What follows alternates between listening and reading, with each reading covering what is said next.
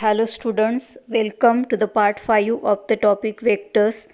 In this lecture, we will learn proof of the theorem on condition of collinear vectors and proof of fundamental theorem of linear combination of vectors in plane.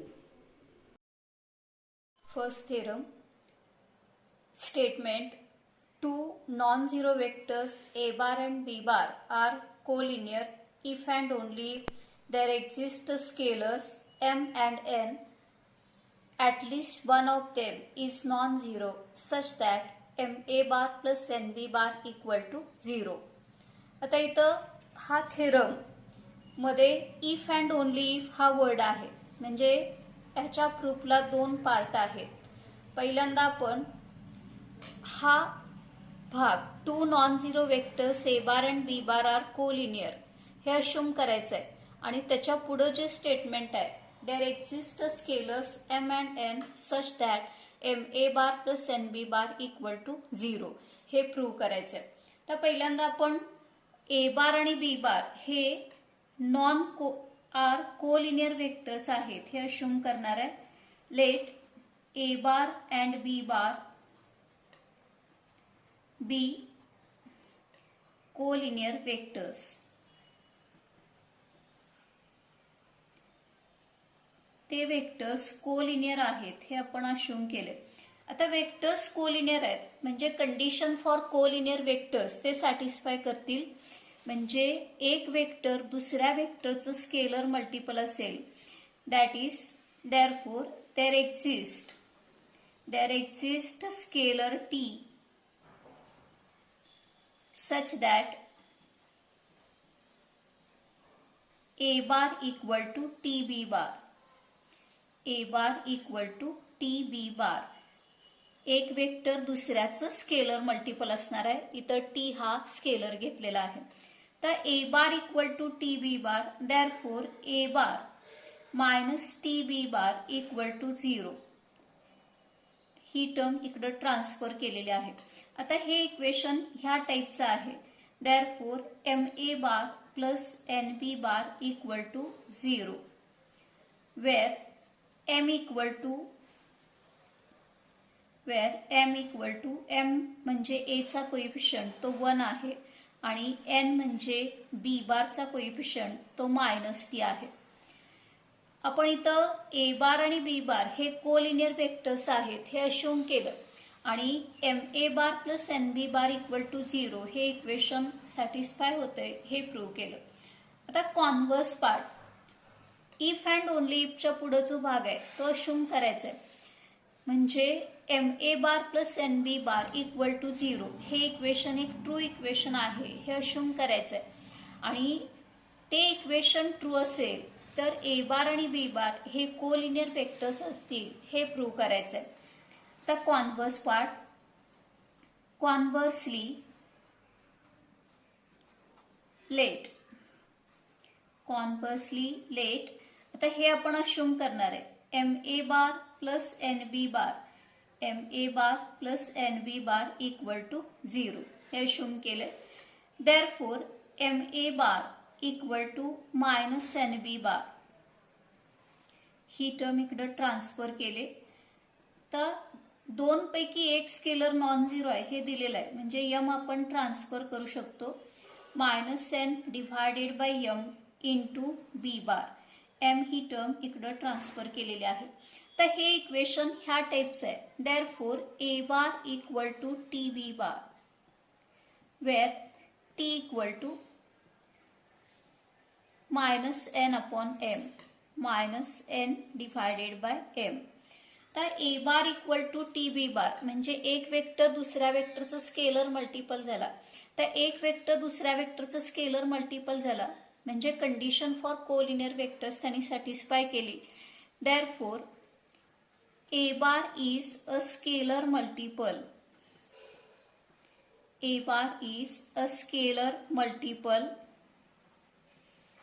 Of B bar आणि एक vector दुसऱ्या वेक्टरचं scalar multiple झाला की ते दोन vectors collinear झाले. Therefore A bar and B bar are collinear vectors. are collinear vectors. Theorem statement: if A bar and B bar are two non-collinear vectors, then any vector R bar coplanar with A bar and B bar can be uniquely expressed as a linear combination of A bar and B bar. That is, there exist scalars T1 and T2 such that R bar equal to T1 A bar plus T2 B bar. तर थेरमचं statement असं आहे, ए बार आणि B bar हे दोन non collinear vectors आहेत आणि R bar हा त्यांच्याबरोबर असणारा कोप्लेनर वेक्टर आहे. असं असेल तर आर बार आपल्याला प्रूव्ह काय करायचं आहे, R bar can be uniquely expressed as a linear combination of A bar and B bar. आता आर बार हा ए बार आणि बी बारचं लिनियर कॉम्बिनेशन आहे हे असं मांडायचं आहे. There exist scalars T1 and T2 such that R bar equal to T1 A bar plus T2 B bar. म्हणजे R बारसाठी असं एक्सप्रेशन मिळालं तर आर बार हा ए बार आणि बी बारचं लिनियर कॉम्बिनेशन आहे असं म्हणायचं आहे. त्या प्रूफमध्ये आपण ए बार आणि बी बार हा ओ A bar vector A bar आहे आणि ओ बी बार हा वेक्टर बी बार आहे आणि हे दोन नॉन कोलिनियर वेक्टर्स आहेत, म्हणजे एका रेषेतले नाहीत. आता इथं ओ ए बार हाच वेक्टर ए बार आहे. Let O A bar equal to A bar and O B bar हा वेक्टर बी बार रिप्रेझेंट करतोय आणि ओ पी बार हा वेक्टर आर बार रिप्रेझेंट करतोय. O P bar equal to R बार.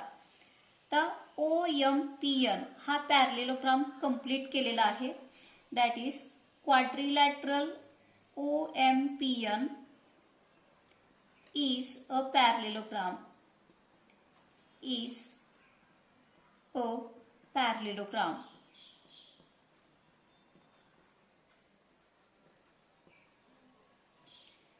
आता इथं OM बार आणि OA बार हे दोन कोलिनियर वेक्टर्स आहेत.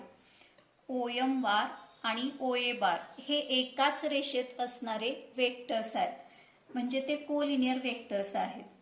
OM bar and OA bar are collinear vectors.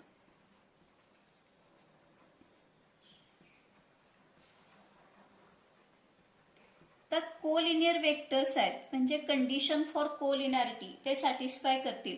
म्हणजे याच्यातला एक वेक्टर हा ह्या वेक्टरचं स्केलर मल्टिपल असणार आहे. मग therefore OM bar equal to T1 into OA bar. T1 into OA bar where T1 is a scalar.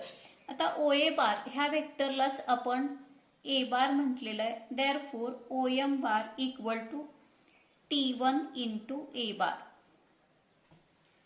आता त्याच्यानंतर OB बार आणि ON बार हे पण एकाच लाईनमध्ये असणारे वेक्टर्स आहेत, म्हणजे ते कोलिनियर आहेत. That is also ON bar and OB bar are collinear vectors.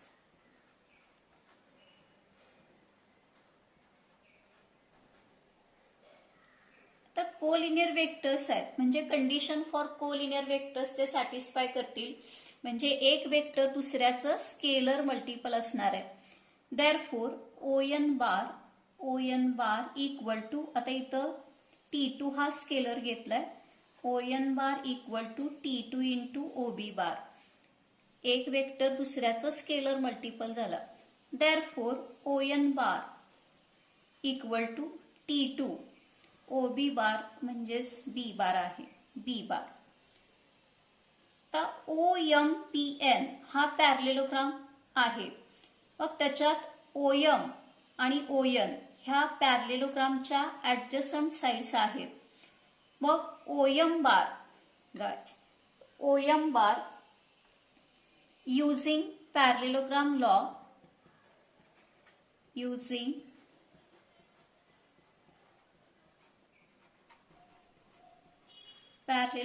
law of addition of vectors.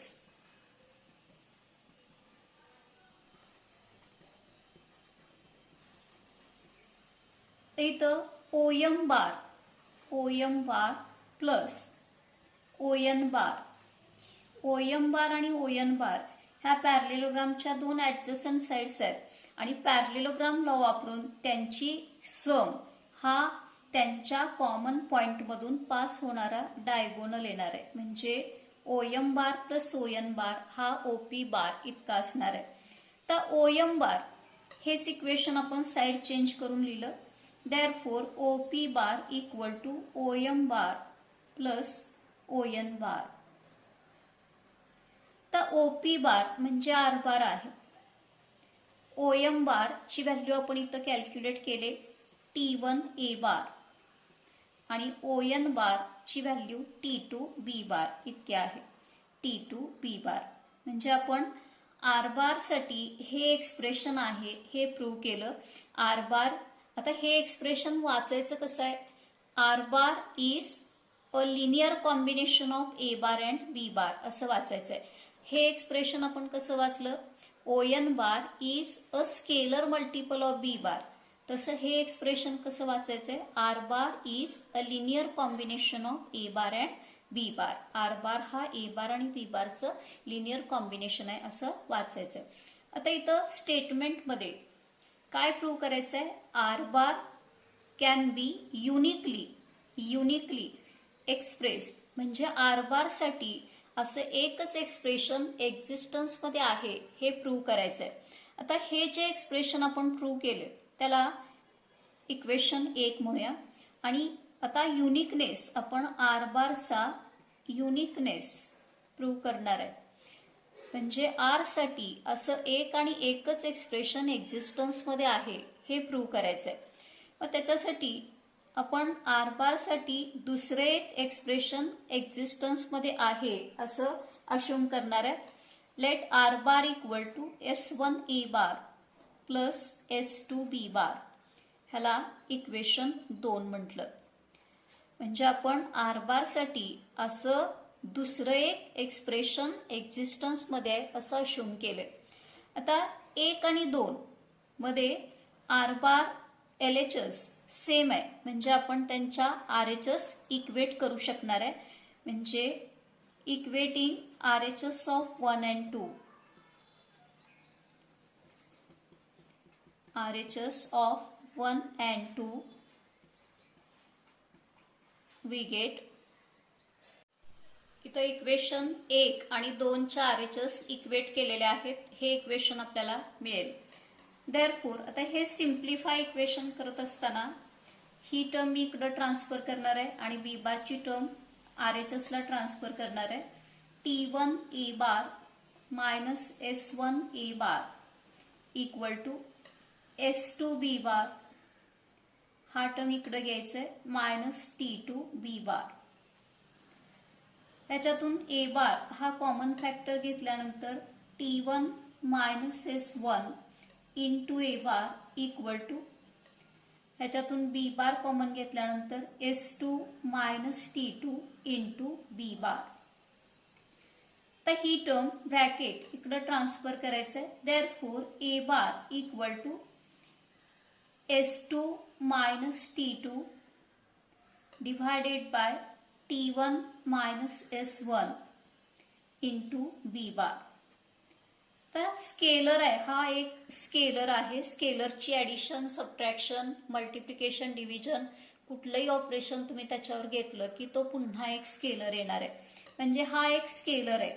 म्हणजे आपल्याला असं एक्सप्रेशन मिळालं A बार इक्वल टू ह्या स्केलरला आपण K नाव दिलं तर A bar equal to KB bar where K is the bracket. म्हणजे A bar equal to KB bar म्हणजे A बार हा B बारचा स्केलर मल्टिपल झाला आणि A बार एक वेक्टर दुसऱ्याचा स्केलर मल्टिपल झाला की ते दोन वेक्टर्स कोलिनियर झाले. म्हणजे A bar is a scalar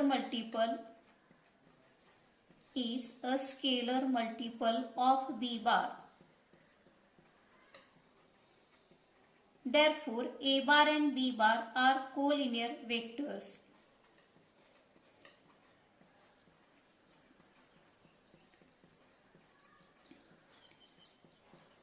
आता आपल्याला इथं आपण आर बार साठी दुसरं एक एक्सप्रेशन एक्झिस्टन्स मध्ये आहे हे अश्युम केल्यानंतर हे स्टेटमेंट मिळाले. A bar and B bar are collinear vectors. परंतु स्टेटमेंटमध्ये ए बार आणि बी बार हे नॉन कोलिनियर वेक्टर्स दिलेले आहेत. म्हणजे हे जे स्टेटमेंट मिळालेलं आहे आपल्याला ते कॉन्ट्रॅडिक्शन आहे. Which is a contradiction. तर कॉन्ट्रॅडिक्शन का मिळतंय तर आपण रॉंग स्टेटमेंट अश्युम केलेलं आहे. म्हणजे आपण आर बार साठी दुसरे एक एक्सप्रेशन एक्झिस्टन्स मध्ये आहे. R bar equal to S1 A bar plus S2 B bar हे एक्सप्रेशन एक्झिस्टन्स मध्ये आहे हे अश्युम केले हे रॉंग आहे. म्हणजे आर बार साठी असं दुसरं कुठलंही एक्सप्रेशन एक्झिस्टन्स मध्ये असणार नाही. दॅट इज देअरफोर हे असणार नाही. Is not possible and therefore R bar equal to T1 A bar plus T2 B bar. म्हणजे हे एक आणि एकच एक्सप्रेशन आर बार साठी पॉसिबल आहे एक्झिस्टन्स मध्ये आहे. and therefore R bar is uniquely expressed. R bar is uniquely expressed as a linear combination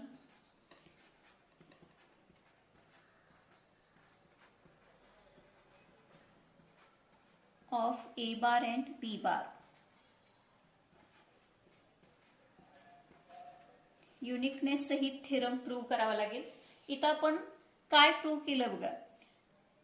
A bar B बार हे कोलिनियर नॉन कोलिनियर वेक्टर्स आहेत आणि त्यांच्याशी कोप्लेनर असणारा वेक्टर आर बार हा ह्या दोघांचं लिनियर कॉम्बिनेशन म्हणून लिहिता येतो. म्हणजे ए बार बी बार आणि आर बार हे कोप्लेनर वेक्टर्स आहेत आणि ते कोप्लेनर वेक्टर्स असतील तर त्यांच्यातला एक वेक्टर हा राहिलेल्या दोघांचं लिनियर कॉम्बिनेशन म्हणून लिहिता येतो. हे ह्या थेरमचं ऍप्लिकेशन आहे. म्हणजे तीन वेक्टर्स जर कोप्लेनर असतील तर त्यांच्यातला एक वेक्टर हा राहिलेल्या दोघांचं लिनियर कॉम्बिनेशन म्हणून लिहिता येतो आणि एक वेक्टर हा दुसऱ्या दोघांचं लिनियर कॉम्बिनेशन असेल तर आपण हे तीन वेक्टर्स कोप्लेनर आहेत असं म्हणू शकतो. If three vectors are coplanar, then one vector can be expressed as a linear combination of other two vectors. And if one vector is a linear combination of other two vectors, then these three vectors are coplanar. हे ह्या थेरमचं application आहे. Theorem statement 3 vectors A bar, B bar, C bar are coplanar if and only if there exists a non-zero linear combination XA bar plus YB bar plus ZC bar equal to 0 with XYZ not all equal to 0. तर इथं पुन्हा दोन part आहेत प्रूफला. मध्ये if and only if हा word आहे. पहिल्यांदा 3 vectors A bar B bar C bar are coplanar हे अश्युम करायचं आहे आणि प्रूव्ह काय करायचं आहे. There exist a linear combination XA bar plus YB bar plus ZC bar equal to 0 हे प्रूव्ह करायचं आहे आणि कॉन्व्हर्सली हे अश्युम करायचं आहे आणि असं असेल तर A bar B bar C बार हे कोप्लेनर आहेत हे प्रूव्ह करायचं आहे.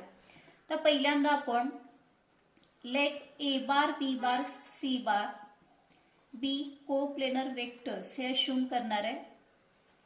Be coplanar vectors. तर 3 वेक्टर्स कोप्लेनर आहेत. 3 वेक्टर्स कोप्लेनर असतील तर एक वेक्टर हा राहिलेल्या दोघांचं लिनियर कॉम्बिनेशन म्हणून लिहिता येणार आहे. Therefore, C bar can be expressed as a linear combination of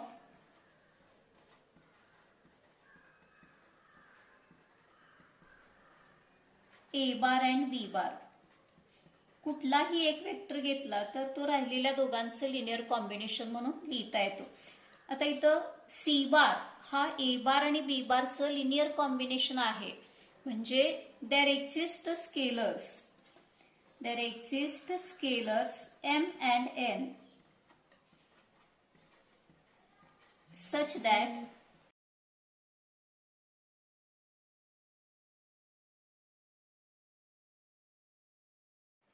C bar equal to MA bar plus NB bar असा मांडता येणार आहे. Therefore, MA bar plus NB bar minus C bar equal to 0 ही term transfer केली. आता हे equation ह्या equation सारखं आहे. XA bar plus YB bar plus ZC bar equal to 0 where X equal to M, Y equal to N, Z equal to -1. म्हणजे आपण A bar B bar C bar coplanar vectors असतील तर XA bar plus YB bar plus ZC bar equal to 0 हे linear combination मिळतंय हे prove केलं. आता कॉन्व्हर्सली हे इक्वेशन ट्रू आहे हे अश्युम करायचंय आणि ए बार बी बार सी बार हे कोप्लेनर वेक्टर्स आहेत हे प्रूव्ह करायचंय. Conversely let XA bar plus YB bar plus ZC bar equal to 0 हे इक्वेशन आपण अश्युम केलेलं आहे. आता ZC बार एका बाजूला ठेवला आणि राहिलेल्या दोन टर्म्स ट्रान्सफर केल्या. -XA बार मायनस YB बार. तर Z सगळे स्केलर 0 नाही आहेत म्हणजे Z नॉन झिरो आहे असं अश्युम केलं तर Z ला आपल्याला ट्रान्सफर करता येईल -X/Z into A bar plus -Y/Z into B बार. आता हे एक्सप्रेशन ह्याच्यासारखं झालं. C1 इक्वल टू हा एक स्केलर आहे T1 A बार प्लस हा दुसरा स्केलर T2 B बार. फक्त त्यांची नावं चेंज केलेत. म्हणजे C bar equal to T1 A bar plus T2 B bar.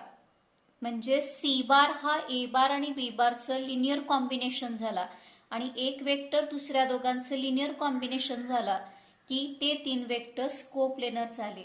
That is C bar is a linear combination of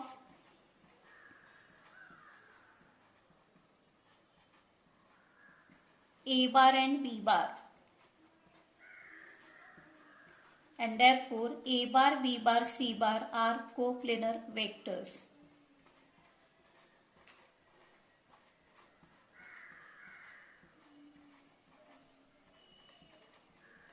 हे आपण प्रूव्ह केलं.